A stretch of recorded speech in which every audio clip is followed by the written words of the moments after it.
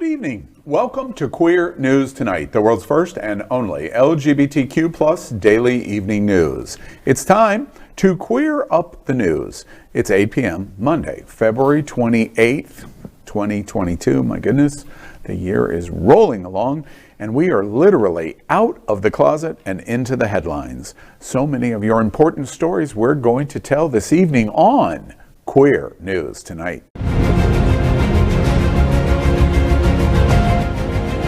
This is the world's first live daily LGBTQ evening news show, literally out of the closet and into the headlines on Queer News Tonight with Al Ferguson. Hello, and thank you for joining Queer News Tonight. This is the world's first and only unedited live LGBTQ plus evening news show. Whatever happens, you will see it. Queer News Tonight is supported by viewers like you. We are part of the partnership between Happening Out Television Network and Hotspots Magazine. Hotspots is celebrating 36 years of the LGBTQ plus experience. We bring you the best of LGBTQ plus news, entertainment, and support of our community. I'm your anchor at Queer News Tonight, Al Ferguson. Let's welcome anchor FayWhat.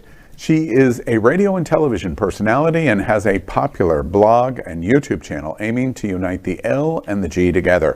She's a hostess and MC for many South Florida events, an animal advocate, and owner of Fays for Family.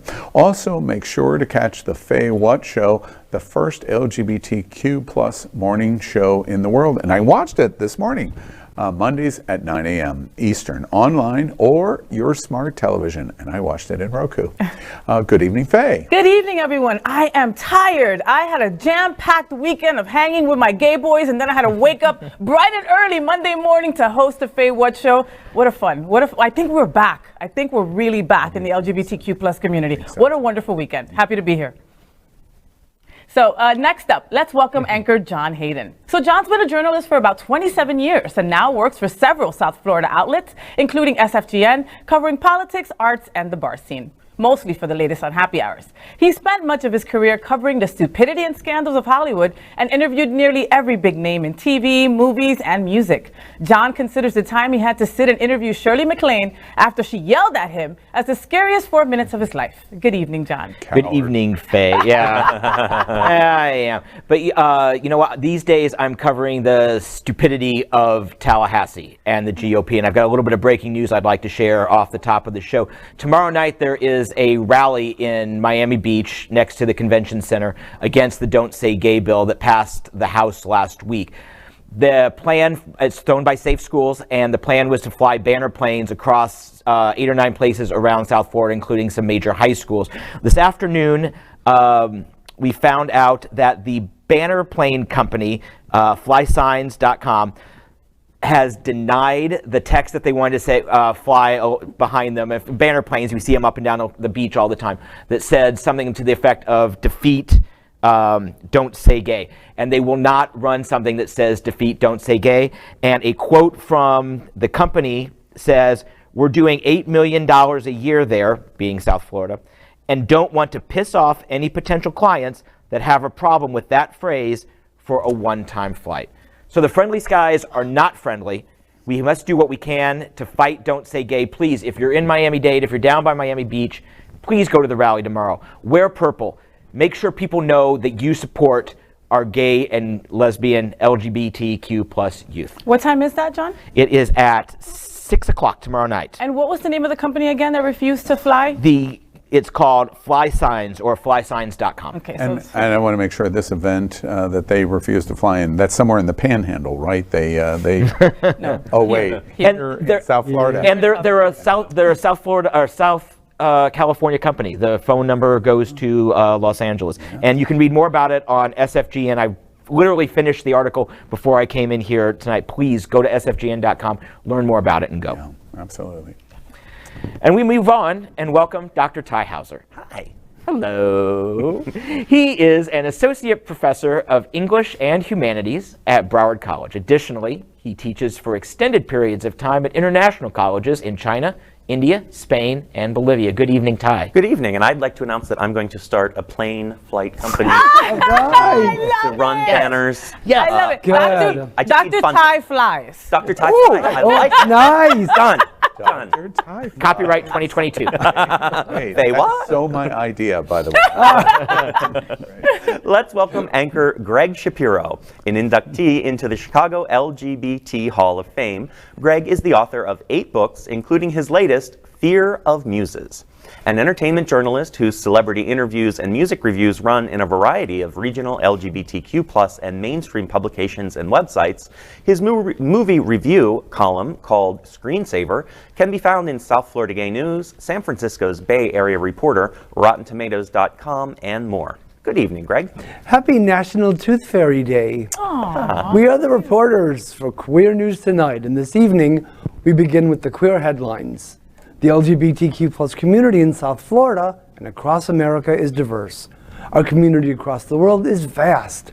And here are the bullet points of the Queer News for today, Monday, February 28th. Am I detecting smugness on your face for whatever Tooth Fairy Day? I can see it in your face. You still have all your teeth, Greg? Wow, that's amazing. They're all mine. All right. Well, let's begin by queering up South Florida. South Florida House Representative Dr. James Bush III, only Democrat yes vote on Don't Say Gay. Say it ain't so. This week, the Florida House Republican Joe Harding got Don't Say Gay passed, and it is now heading to the Senate.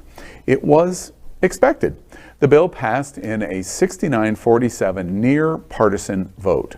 What was a surprise is the fact that a single Democrat in Florida voted yes.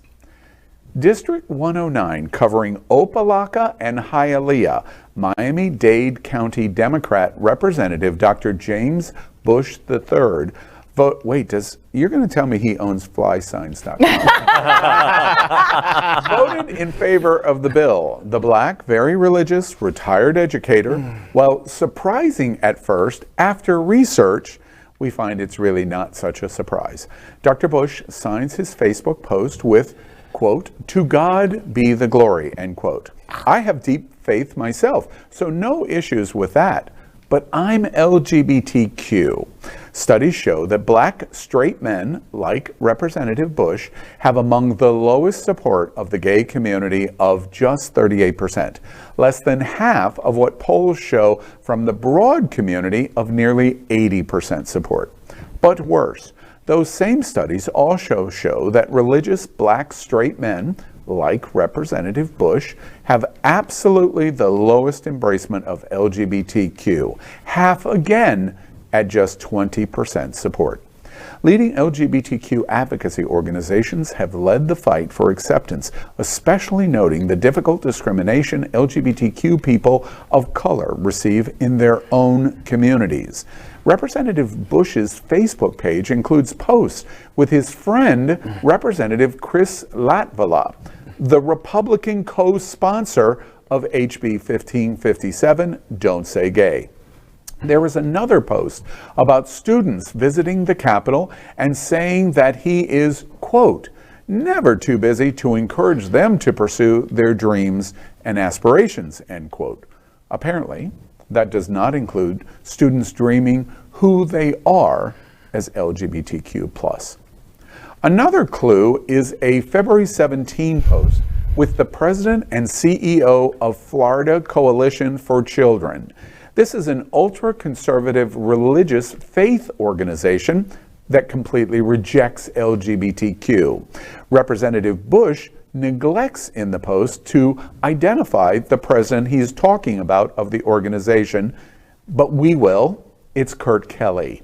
Kelly is criticized by civil rights organizations for their support of the Patriot Academy, an organization that trains and educates young Floridians as young as 16 in many areas, including religious anti-LGBTQ embracement, also supported by, you guessed it, the American Family Association. Soon, don't say gay, will become the law of the land in Florida. And then education observers say that the beachhead this bill will enable will expand in a dramatic repression. Some even say erasure of LGBTQ+ in schools. Miami-Dade County's Representative James Bush III was Florida's only Democrat to go along with the steps in complete rejection of the Florida LGBTQ+ community. Where do we begin, Al? Maybe he doesn't consider himself gay. I mean black, excuse me. You know, just because, even the Florida Coalition for Children, that is full-blown 100% white, up and down, white men. And he's a part, and he's got posts with them. He's an educator. This affects so many teachers in the classrooms. I can't believe he's okay with all this. Maybe he's delusional. Florida Education Association came out against this and the woke bill completely, overwhelmingly. Educators in the state of Florida said that this is a terrible choice. It is a terrible representation of what should happen in Florida schools. Of course, that didn't matter to the radical Republicans that were behind this. And it also serves as a message. Remember that there's an R in front of someone's name and there's a D in front of someone's name. But you need to dig beyond just one letter, as we see in this. His only redeeming character so far that I can tell is that if Democrats were to win the House, that he would vote for a Democratic speaker. But beyond that, he's not with us on any particular thing along the way. So we need to learn more. It's almost like, no, I'm not even going to go there. Well, and so many studies have come out, in the last years, about black straight men not supporting LGBTQ, right? And the same studies that came out 15 years ago with that low percentage, still the same low percentage here in 2022. So who I feel bad for are the black LGBTQ plus people that are fighting against this. And they're saying, yeah, no problem. No, I don't agree with this. Well, it needs to be said that he's in South Florida. Right. Yeah. He's part of. We're not like this little blue bubble down here anymore. We have a growing conservative thread that clearly is. And it's Opalaka. I looked at his district, and it's interesting. Sizable, 40% of the district of 109 identifies as African American, black, representational.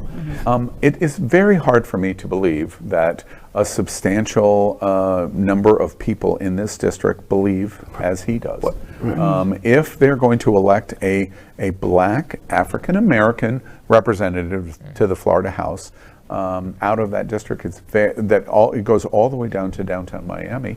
That this district believes as he has said in terms of being anti-LGBT. But with that clone stash, I'm just wondering how long it is before he found out he's on the down low or something. Just curious, how long that'll be. He's married. He's we looked at. Yeah, but so is Andrew Gillum. Yeah, we looked at. We looked at a lot. Sorry. Class on the electoral pass there.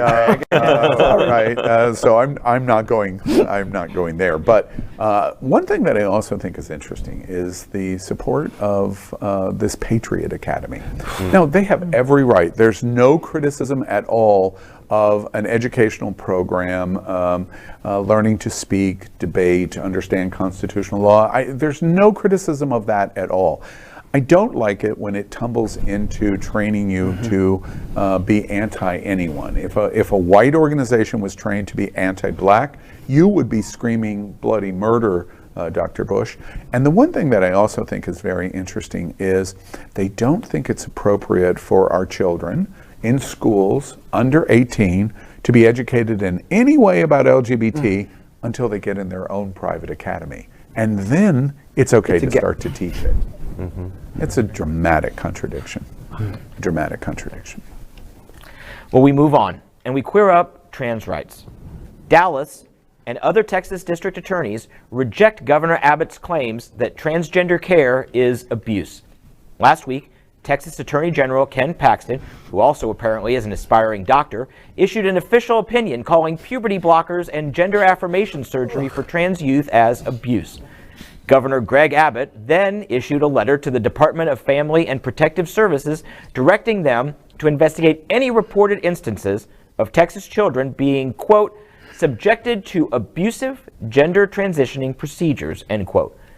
Now, a statement from 5 Texas DAs from major Texas metro areas reads, quote, elected officials should be protecting our most vulnerable.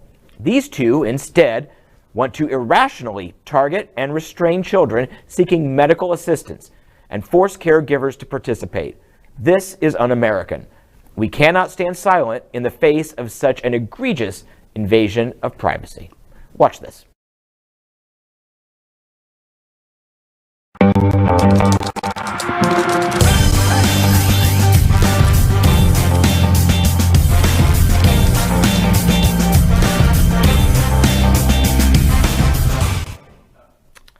I mean, okay, that obviously wasn't the correct video, but it's not a correct policy that they're trying to put together in Texas either.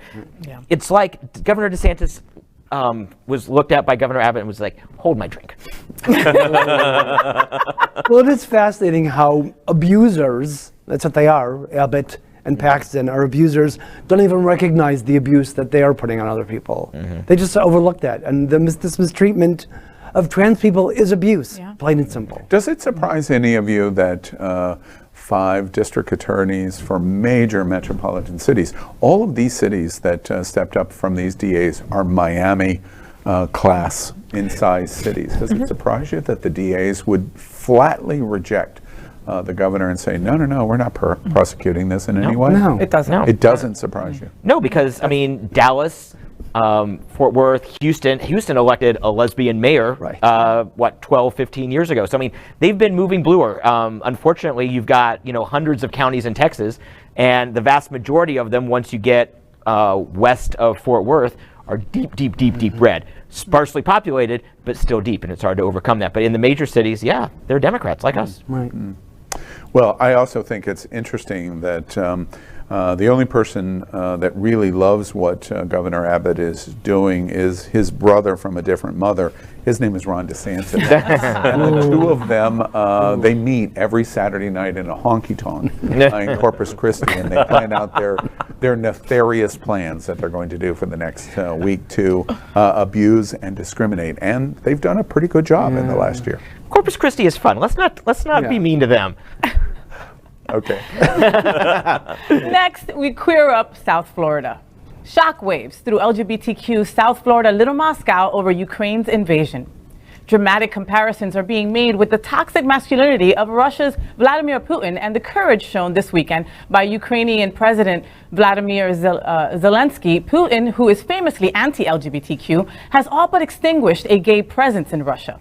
Queer News Tonight reported last week that the U.S. wrote a report to the UN that a kill list had been created against LGBTQ in Ukraine by the Russian invasion forces. And this fact created international condemnation. Now that invasion has begun, there is a secondary effect here in South Florida, as one of the largest Russian communities in America, called Little Moscow, exists, and a substantial number of LGBTQ are among this Russian-speaking community. An estimated 200,000 speak Russian, coming from Russia, Ukraine, Belarus, and live in South Florida with between 14 to 20,000 LGBTQ Russians living here. The affluent communities of Sunny Isles and Aventura are ground zero for the South Florida Russian community, and there are reports on the U.S. and European sanctions in banking, real estate, and other restrictions now affecting the community. Leaders in the LGBTQ plus community in Ukraine have defiantly said they will not be intimidated, despite fears for their safety and the future of Ukraine. In response to the violence, Outright Action International has started to accept financial donations to help queer people direly in need of support during the invasion. The organization said that funding will be given to the LGBTQ plus organizations in Ukraine that are preparing to receive queer people in search of shelter, safety, and security. Outright said, quote, already people are leaving Ukraine's capital, Kiev, and the eastern part of the country for, at the moment, safer rural areas and the western parts of the country, while neighboring EU countries are providing shelters for an influx of displaced people, end quote. Lenny Empson, director of Kiev's Pride, urged people to provide international political support. Empson said, quote, my task as an LGBTQI activist is to stay with my community and to help them to stay calm, to keep going and keep fighting. Some people are panicking and some people are anxious. We cannot avoid it, but it's how we manage this panic, how we manage this anxiety. This is what is important in my task as director of the biggest pride organization in Ukraine, end quote. Since the first days of the invasion, even with the large South Florida LGBTQ community and the large Russian-speaking LGBTQ community, to date, there have been no organized protests or other programs of support. The silence is deafening. Yeah. People under 40 in Russia, or the Soviet Union, which included Ukraine at the time, Belarus, all those Eastern European countries, it's only been, they have no recollection of how terrible it was.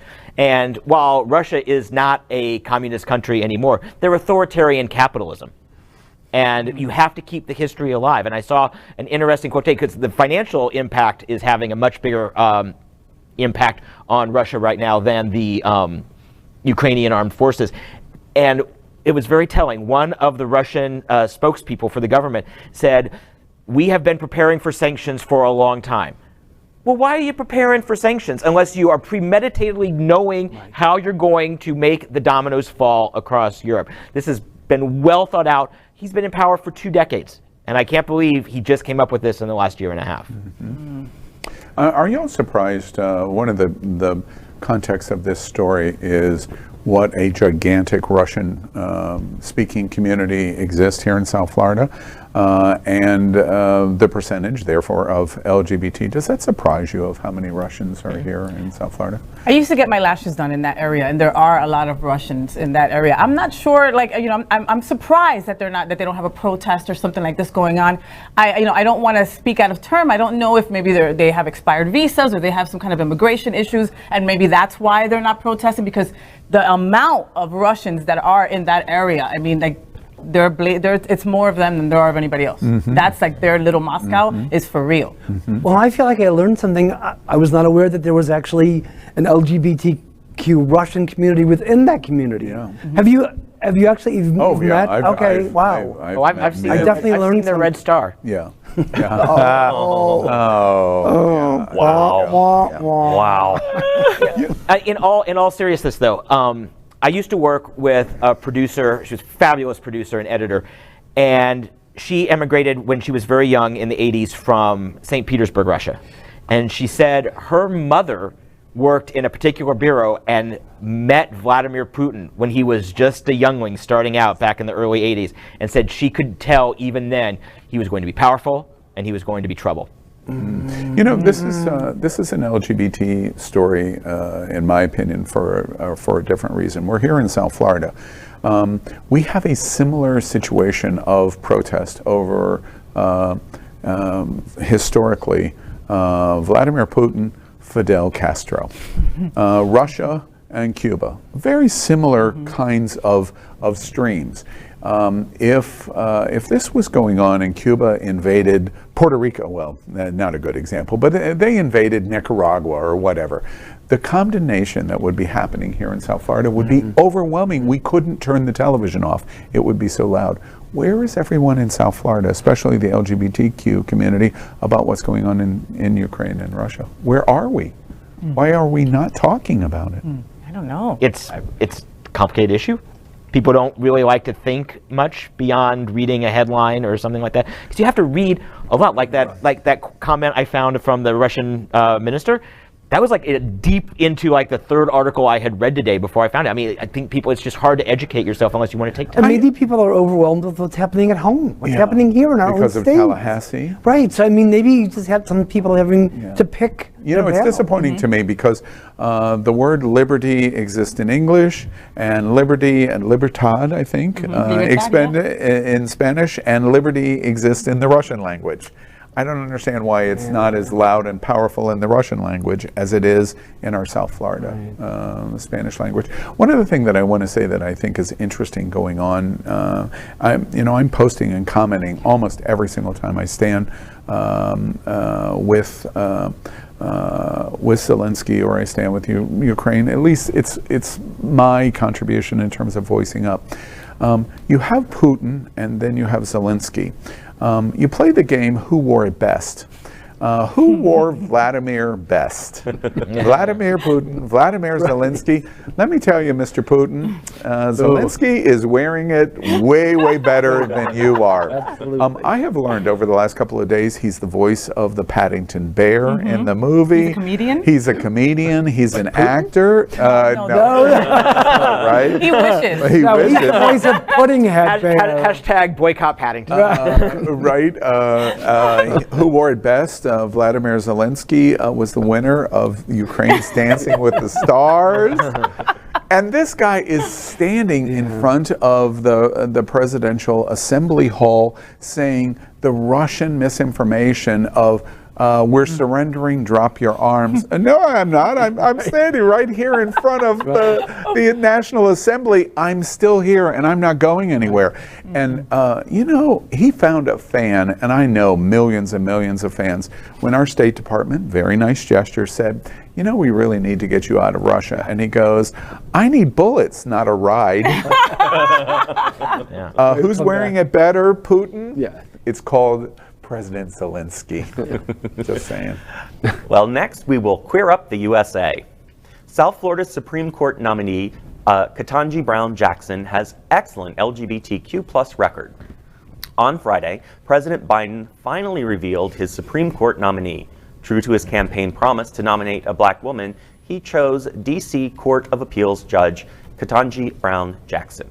In the tweet, the president said, quote, I'm proud to announce that I'm nominating Judge Ketanji Brown Jackson to serve on the Supreme Court. Currently serving on the U.S. Court of Appeals for the D.C. Circuit, she is one of our nation's brightest legal minds and will be an exceptional justice, end quote. Equality Caucus co-chair, Representative Sean Patrick Maloney, said of the Miami-raised Judge Jackson, quote, Judge Ketanji Brown Jackson has dedicated her life to advancing civil liberties and has a strong record of protecting LGBTQ rights. I commend President Biden on his excellent choice in nominating Judge Jackson. She is remarkably qualified and will make long overdue history as the first black woman to serve on the Supreme Court, where I am confident she will serve our nation well, end quote. I'm so glad she got the appointment. Like, I really wanted her to get it, not because she's from down here where we're from, but I mean because she went to Yale, she went to Harvard. She is like so deserving. She's and smart. Like, she's smart as all hell. Yeah. Wow. She really is. And the hometown pride doesn't hurt. Let's hear from Miami Palmetto High School. My goodness, I learned over the weekend, Miami Palmetto, their list of graduates in national prominence is like astounding. Really? Oh, just astounding. Astounding. Do y'all think in this announcement, is she going to get nominated? Looking into your crystal ball, is she going to survive the process? Yes. Yes. You Not think going to be so? easy. Not going to be easy though. Yes. Yeah. Yes. I think that there were that they did a whip count, a nose count of possible swing Republicans. We're talking about Manchin, what's her face out of Arizona, and a couple others.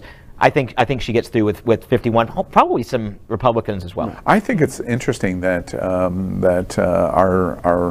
our white toxic male friend from South Carolina voted for the exact seat she's serving on right now in district in the DC district circuit, and he was the first voice that came out and said, "Oh, this is radical leftists. They're going to be satisfied with this." Wait, dude. You voted for her. Right. You vetted her. You liked her last year. For DC. Last year. Right. Yes. What changed? Same Republicans. Yes, that's right. Come on. Can I just say I'm a little mad at the timing of this? They announced it in a tweet on a Friday. First off, you don't do any big news on a Friday.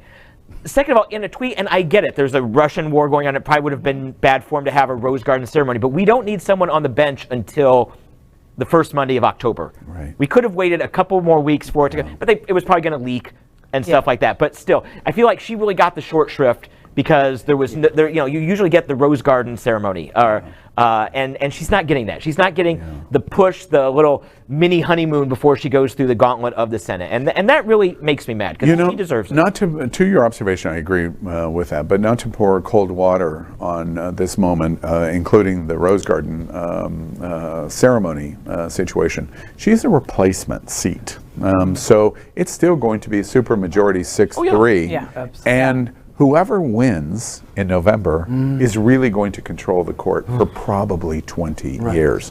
Does that scare y'all that oh my God, is this going to get terrible?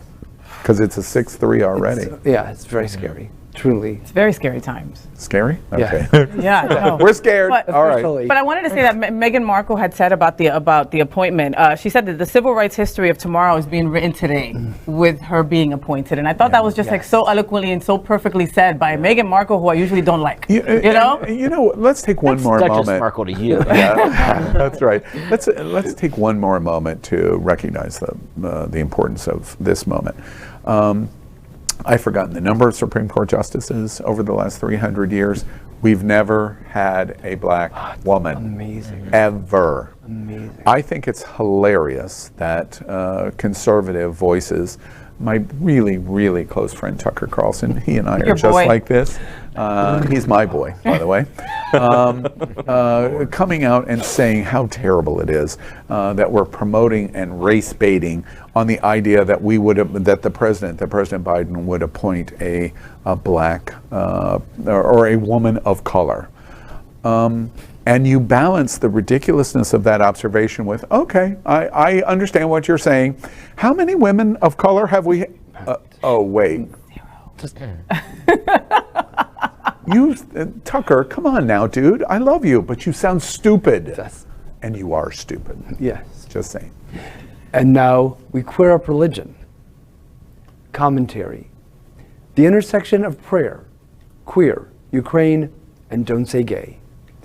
This has been a dire week for all of us at home and abroad. We are watching the most shocking attacks on the LGBTQ+ community by radical Republicans in Tallahassee than has been seen in an entire generation. We are watching a shocking attack on free and democratic Ukraine by radical Vladimir Putin and Russia. Both events create fear in the LGBTQ+ community, at home and abroad. But we are also watching unprecedented national and international reactions growing on both fronts. At significant times like this, many turn to God. The relationship of LGBTQ+ and religion are complicated for many reasons. So today, Queer News Tonight thought the words about prayer in momentous moments like this should be considered. The world's largest queer church, Sunshine Cathedral, and their senior minister, Reverend Dr. Darrell Watkins, provides this evening's commentary on prayer. His words may surprise you.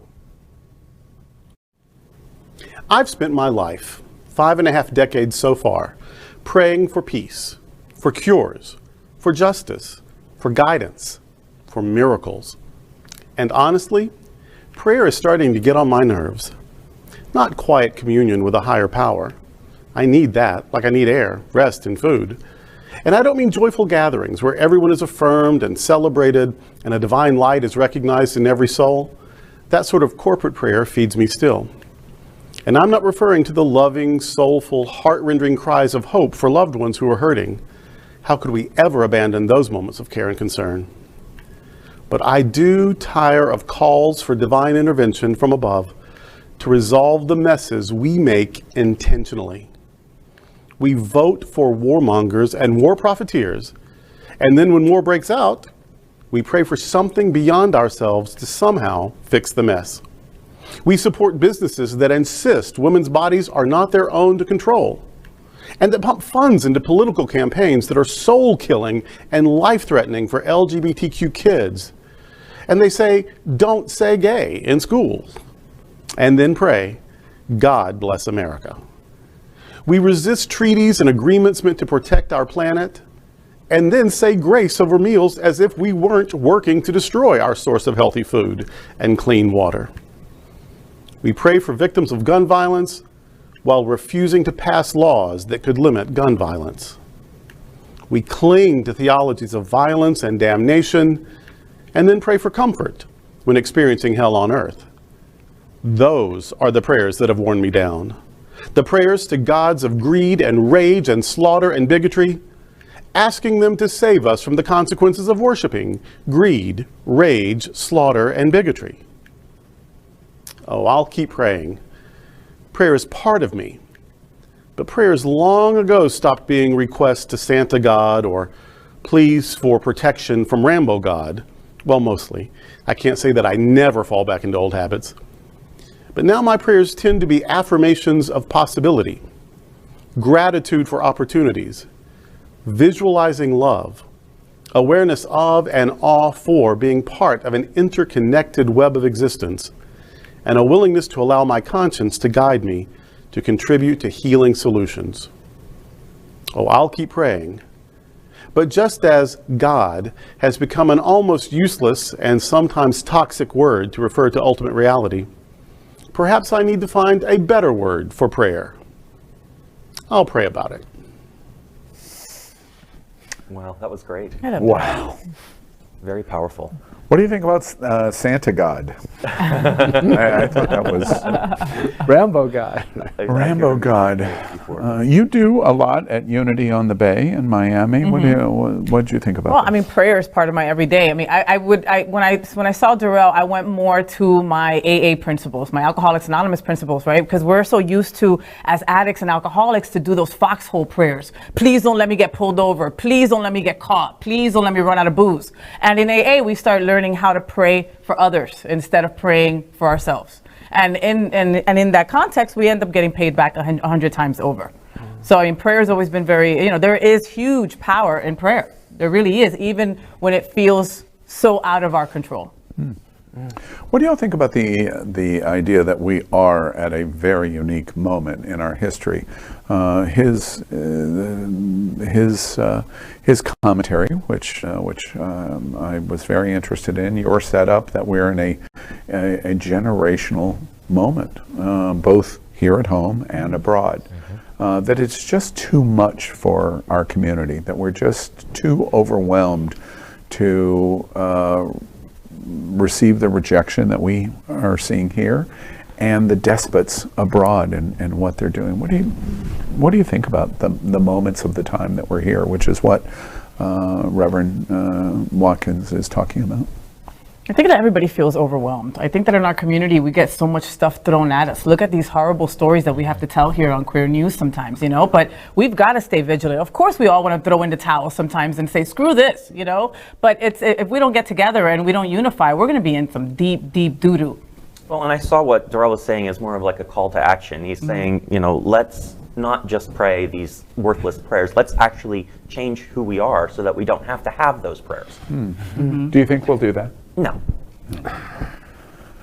Because the corporations have control. Oh. Because it's about money. It's not about religion. Oh, yeah, that's a harsh reality. Yeah, well, we've this week starts the third month of the year, and we have a big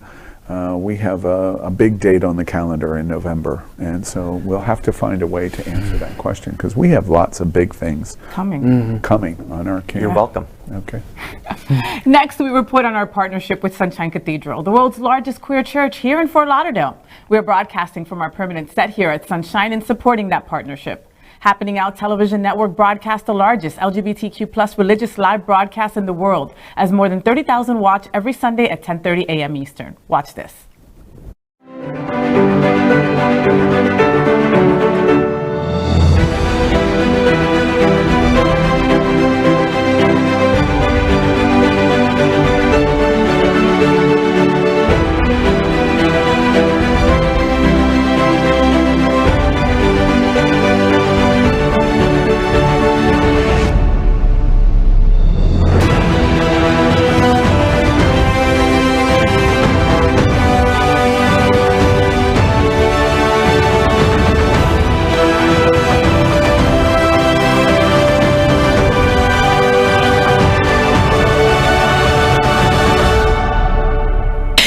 It's Rachel Maddow and Sunshine Cathedral. That is my queer church. God, I love her. I do too. Well, next we finish tonight's Queer News headlines with a segment we call LGBTQ plus Flash News. LGBTQ plus Flash News. Florida students plan mass walkout after GOP passes Don't Say Gay. Florida House Bill 1557, which opponents have rightly called the Don't Say Gay bill, passed the Florida House last week. Students across the state were quick to react, organizing a walkout for this week. One student tweeted, quote, "Today the Florida House passed the Don't Say Gay bill. Students are angry. frustrated and ready to fight this sickening piece of legislation. I'm organizing a statewide school walkout on March 3rd at noon in opposition. I encourage student leaders to join me. Hashtag DSG walkout. And I mean, good for him. Unfortunately, the GOP looks at you as if you don't vote, so you don't matter. And I'm channeling my inner Whitney Houston when I quote her when I say, the GOP knows the children are the future, so don't teach them well, and for God's sakes, don't let them lead the way. I do continue to be impressed by and grateful to the young people of today and how they are shaming their parents and the politicians. Kudos to the kids. I teach a lot of dual enrolled students, and I will continue to say gay to my dual enrolled students. You know, I love, Greg, what you said. I just don't want to wait 20 years. I want it now. Kudos to these children. It was the children at Parkland that really put gun violence back on the radar of everyone's minds. So these children are doing the same thing. LGBTQ plus flash news. The shocking gay campaign ad from candidate against Lauren Boebert. Colorado politics have become a shitstorm. If you've forgotten Lauren Boebert, she's the other QAnon-loving, gun-toting, Trump-worshipping Congresswoman. Sorry, MTG, this story ain't about you this time. We'll probably be talking about you tomorrow. So, her political career has mostly involved trying to say the biggest, stupidest things possible to draw attention to things she feels are issues. From trying to censure President Biden for not building Trump's wall, to saying she moved her guns upstairs so that Biden can't take them away. She would be entertaining if she was even smart enough to be funny about it. She's entertaining. To you. Just like any other Karen, it seems it will be a gay guy who best puts her in her place. Alex Walker has announced his candidacy for Colorado's 3rd district, and he's sick of all the bullshit. Watch this.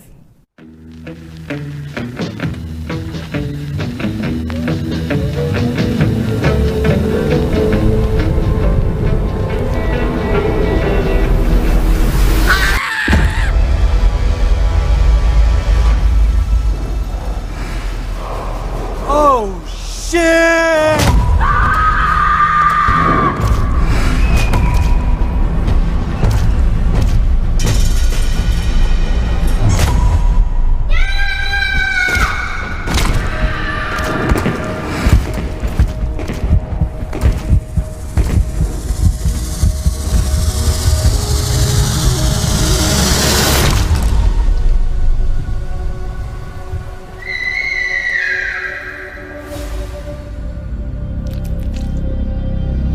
We are real Coloradans.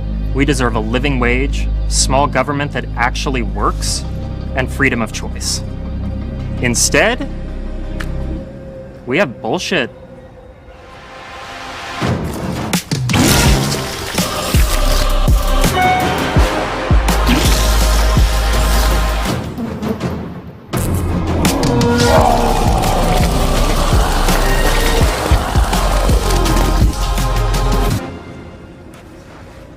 Don't you ever wonder where it's all coming from?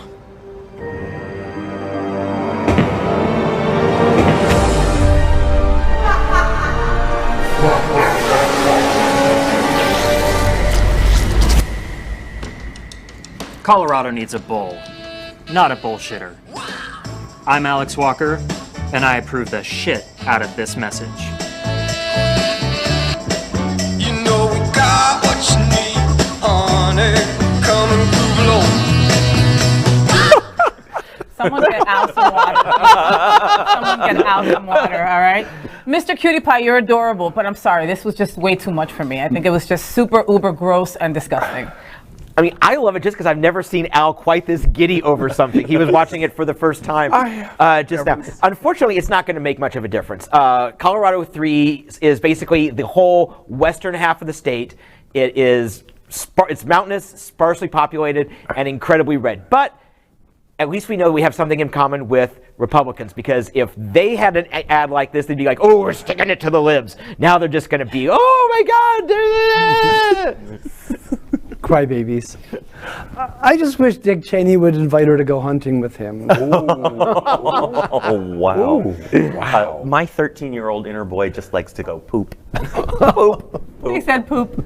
You know, I am fascinated by this. I have never seen a campaign ad like this ever in my entire life. There's never been a campaign ad like this. This is like, ugh. He's not a serious candidate, though, so he can do it. Yeah. Okay, like he knows he's not going to win. That's what you're saying? Yeah. Oh, okay. Oh, okay. Well, see, I don't know much about candidate But Walker. he's crying. Al is crying. I'm You got his literally, vote, dude, yeah, okay? I'm voting for him. And by the way, I can do that because Donald Trump was right, and all of the elections are fraudulent. So I'm going to vote 9 times in Western Colorado in the upcoming campaign. I got a stack of absentee ballots in there for you. Oh my goodness. And Mr. Walker, when your campaign is finished, we need you in Florida. Come to Florida. We need you because we're a state that is full of shit. He could run in an Opelika-Hialeah district. Right? Okay. Nice. All right. Well, Mr. Walker, I've never seen anything like it. Congratulations to you. All respect. All right. In LGBTQ plus flash news, get myself back together here, especially over this story. The threat of anti-LGBTQ plus attacks worse than Pulse. Queer News Tonight previously has reported on the arrest of Robert Faring, the 71-year-old man who sent a letter to the organizers of New York Pride last year in 2021 saying, quote, "There will be radio-controlled devices placed at numerous strategic places and firepower aimed at you from other strategic places." Apparently he's not a very good writer, end quote. The letter also claimed, quote, "This will make the 2016 Orlando Pulse nightclub shooting look like a cakewalk," end quote. Digest that for a second. On Wednesday, Faring pled guilty in federal court on Long Island. He admitted to Judge Joanna Sabert that he mailed more than 20 letters threatening to assault, shoot, and bomb LGBTQ plus individuals, organizations, and businesses. Faring will be sentenced later in the year. He faces up to 5 years in prison for his threats. As a person who was in the crisis center at Pulse, at Orlando Regional Medical Center, and the person that was the first name announced at Pulse, Eddie Sotomayor, this is not a funny story in any possible way, and it is a reflection to all of America. We have to take our threats seriously. We have to, because if you laugh, you just don't know what might happen. Yeah. I'm so glad that this POS is off the streets. Oh my God, this guy is scum, and I really hope that he's somebody's bitch right now, holding somebody's pocket in jail. At 74, 5 years could be a death sentence, and I hope he serves every single day and doesn't get some kind of compassionate release, because he does not deserve compassion. And it is a reminder that we must remain vigilant and never, ever let our guard down. Mm-hmm. He is a piece of poop. Yeah. LGBT. He'd be great in the Walker ad. Right? Great.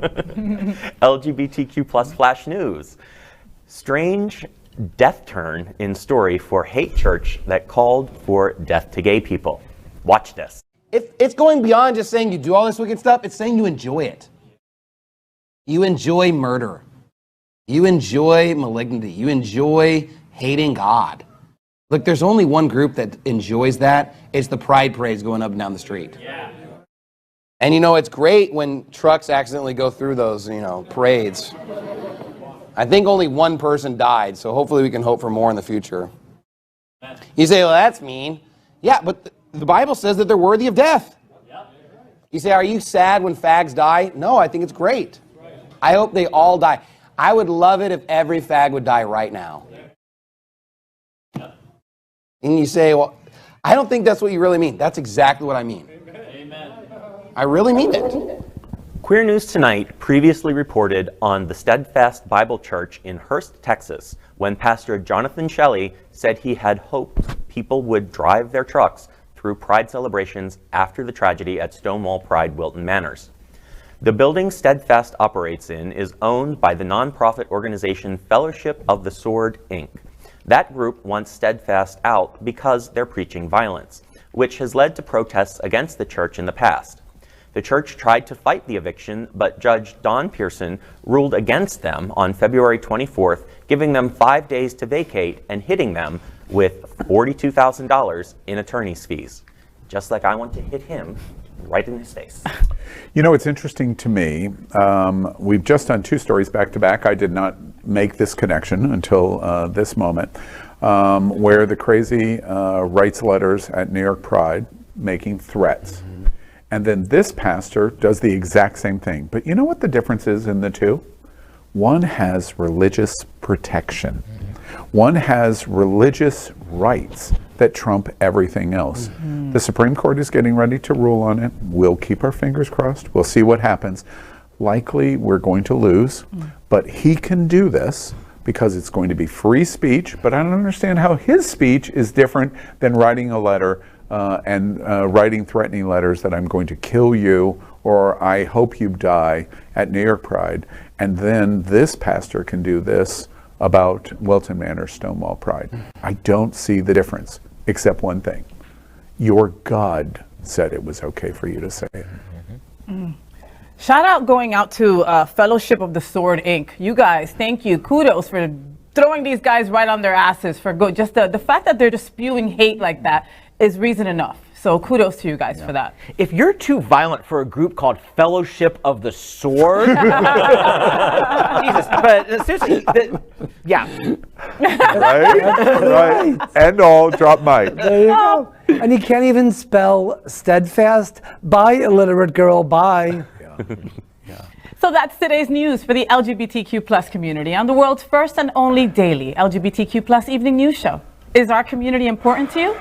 Well, then help us by liking and subscribing. Ring the bell for updates and share this news with your friends and family. Post this broadcast in the many groups of which you are a member. Tonight's stories about our community deserve the attention of your friends and family.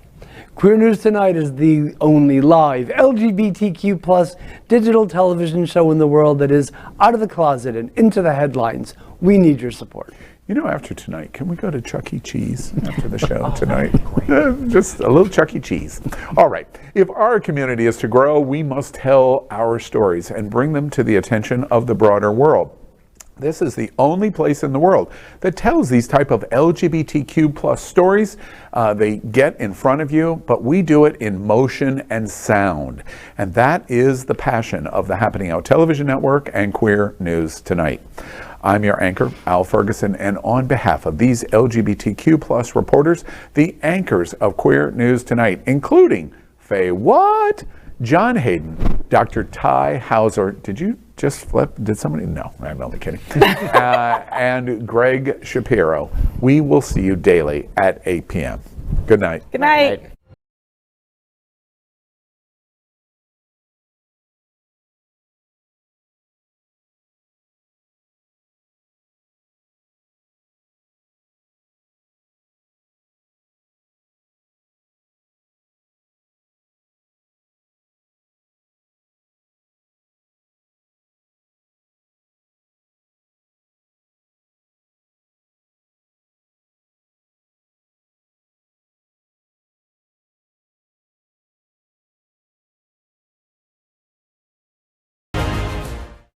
LGBTQ plus news is vital for our community and for the broader world as a whole.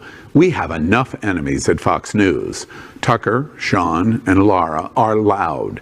We need passionate allies. Happening Out Television Network, Queer News Tonight, and It's Happening Out are literally out of the closet and into the headlines. Our community needs your support.